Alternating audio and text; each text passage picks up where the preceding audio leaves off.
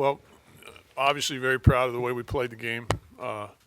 Asked these guys to come out with energy and enthusiasm, and you work your entire time to try to get a team to be unified and try to get on one mission, and they accomplished that in this particular regional. And obviously, pitching performance by Kevin was outstanding, and we continued to defend, swing the bats, and play at a high level. So proud of the club.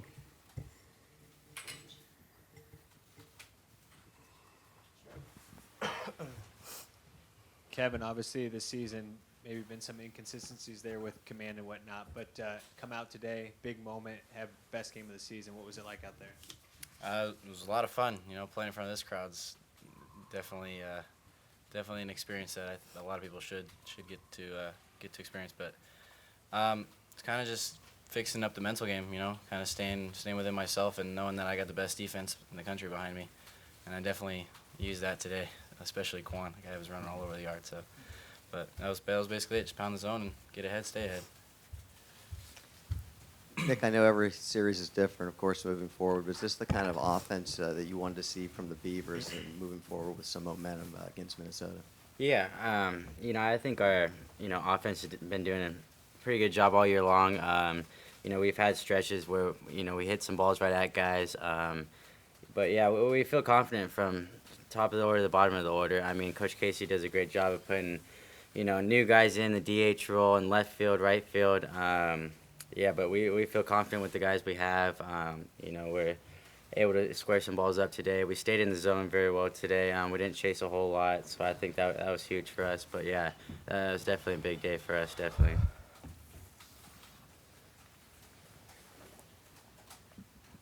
Kevin, been looking for a number 3 starter, and obviously they've tried a few guys the last few weeks. Did you come into this seeing this is sort of an audition for you to if you could perform here, to kind of solidify that spot and moving forward?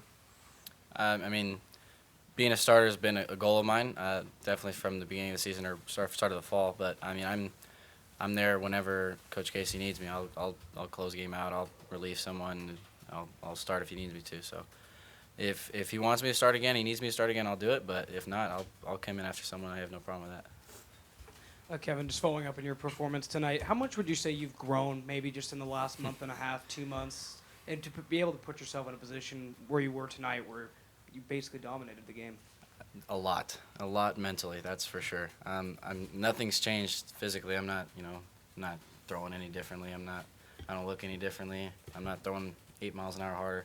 It's all just been up here, and Yeski's helped a lot with that, and Tyler Graham has a lot of that. He's been a huge influence, and Alan Yeager and all those guys. It's been huge. I can't thank them enough for, letting me be the player I know I can be. So I think that they really helped unlock that in me. Pat, you kind of touched on it with the energy, but knowing LSU was in the position it was in with its pitching staff and playing for the 4th time in 3 games, how important was it to jump out early like you did against them and kind of put them in that big hole? Well, yeah, I mean, we knew that they were up against it with arms, and so to get their starter into a deep pitch count in the first inning, I think he threw 40-some pitches maybe. That we were looking to do that. That's for sure. Obviously, we got fortunate there with the cue ball that hit the first base and ricocheted into right field. And but we knew that they were up against it with arms and that we had to force their hand a little bit. And we were going to be aggressive when we had a chance, but we were also going to force them to get in deep pitch counts. Case, can you elaborate about Kevin and the job he did tonight? What made him so effective tonight? Well, he went out there like a man. I mean. Been trying. I told him when it came off, that's a man start, and I know it's hard. I know that maybe that sounds, harsh or whatever, but he's growing up, and they've been here since September, and we expect them to,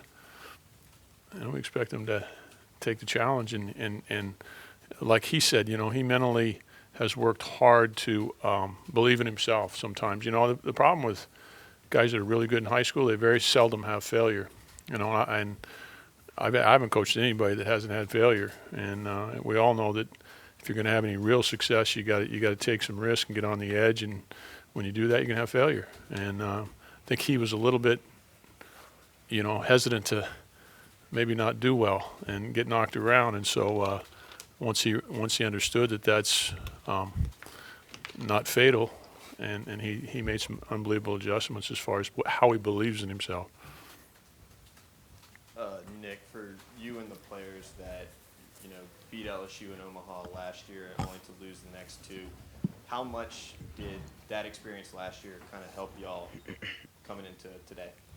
Yeah, I think going into this year, it helped just having a lot of guys with the experience and know what we're fighting for all off season long. I mean, just to get the taste of Omaha, some guys never get to experience it, but I think 8 or 9 guys were there from last year. So, I mean, everyone knew what we were fighting for. When we woke up every day at 6 a.m. to lift weights, we knew that was in, the back of our minds, and we knew what we're fighting for. It helps to have a lot of guys that went through it. Sometimes it's kind of hard to explain to, some of the freshmen coming in what exactly we're going for, but we had a majority of the guys there, so that helped big time. But yeah, I mean, any of these games in the postseason are huge for us. But yeah, it definitely goes to the group of guys we have and everyone, fighting for the same thing at the end of the day. Nick, how sweet is it to have this now done? You really truly enjoy what tomorrow's going to bring. Yeah, it's definitely nice to get a big time win here in front of our crowd. The atmosphere against a great opponent. Yeah, it'll be nice to have a couple days off. Get back to practice on the field. The coaches do a great job of getting into scouting reports who we're going to face. But yeah, we'll definitely enjoy it the next couple of days. But then it's right back in for the next game. Nick, did you notice kind of early on, Kevin, kind of from that first inning that maybe it looked a little different or just looked kind of in control tonight? Yeah, I did.